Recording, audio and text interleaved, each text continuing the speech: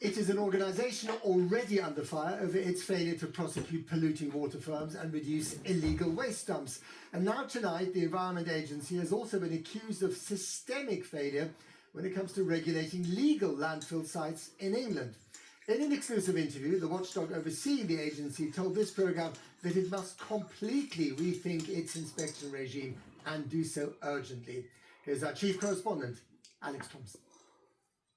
TV cameras convey the scale, the size, but never the stench. Here in Lancashire, that falls to those living nearby. Gas coming into your homes, you feel trapped. You know, there's loads of children having nosebleeds, there's people with respiratory problems. A life revolving around shutting out the smell, lighting scented sticks, installing air purifiers, and endlessly complaining to the Environment Agency, which regulates landfill dumps in England. We keep reporting it to them. I mean, 9,000 complaints alone this year should be enough, you know, to really explore the option of closing it down.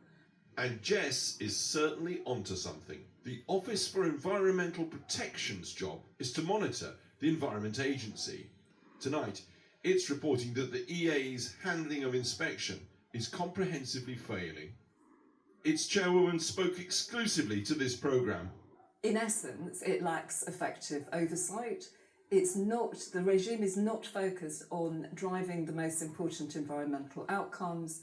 It has an unreliable indicator for compliance and overall lacks a sense of quality assurance. That's a long-winded way of saying it's rubbish, isn't it? We really hope that by shining a light and doing a very thorough analysis, a technical and evidence-based analysis, we can help the Environment Agency redesign the system. The OEP reports failure to inspect sites even once a year. 29%, nearly a third, weren't inspected, but were still given the top rating.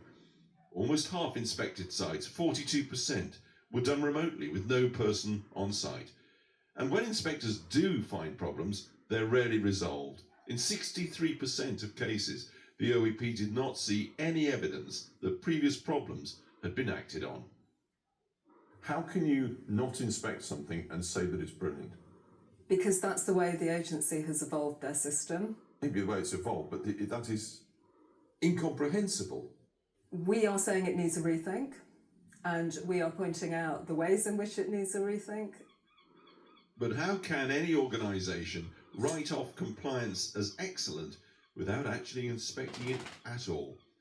Kieran Finney spent decades inspecting landfill with the EA.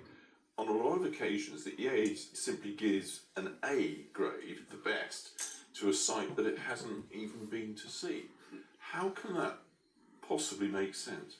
It doesn't, does it? It just doesn't. But you have to go. I mean, you have to go because if you don't get a feel for it. A lot of these things But why are they doing that? Why are they marking something as top grade when they haven't been there? It's statistics. It's fudging the numbers. That's all you can think that it would be. Fudging the numbers? Yeah.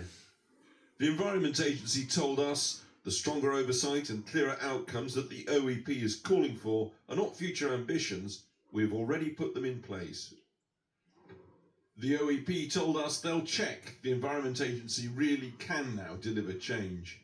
And back in Lancashire, the owners of that stinking landfill told us Transwaste has delivered and continues to deliver a substantial programme of works that goes well beyond statutory requirements.